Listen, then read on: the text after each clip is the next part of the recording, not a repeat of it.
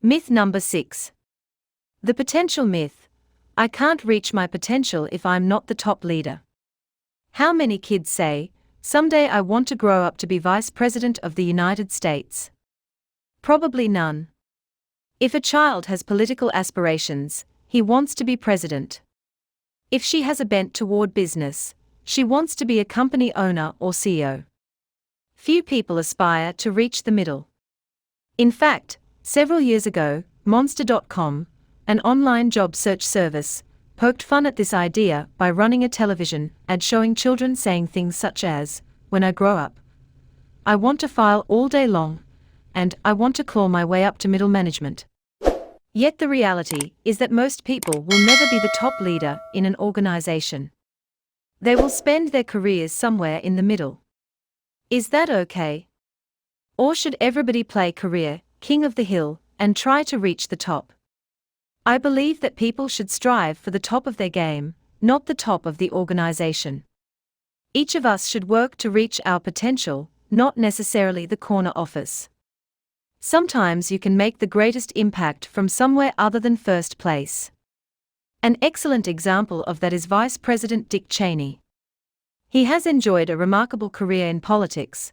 White House Chief of Staff to President Gerald Ford, 6-term congressman from Wyoming, Secretary of Defense to President George H.W. Bush, and Vice President to the second President Bush.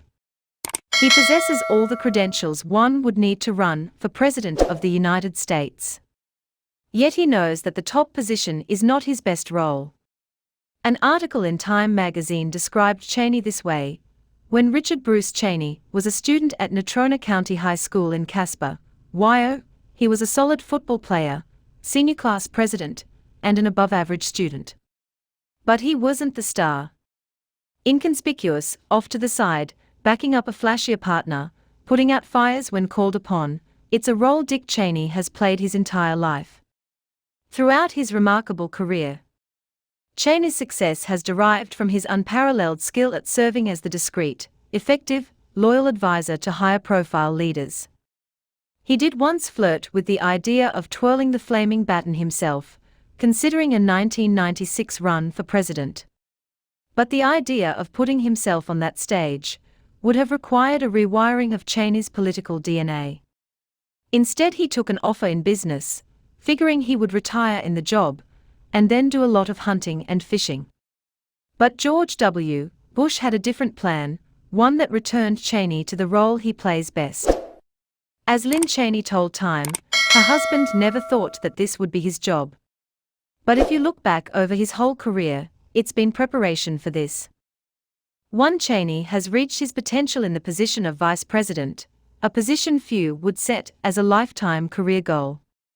He is highly effective, and he seems to be content. Mary Kay Hill, a longtime aide to former Wyoming Senator Alan Simpson, who worked with Cheney on Capitol Hill, said, "You plug him in, and he works anywhere. He just has a real good way of fitting in and working his environment." Cheney appears to be an excellent example of a 360-degree leader, someone who knows how to influence others from whatever position he finds himself in.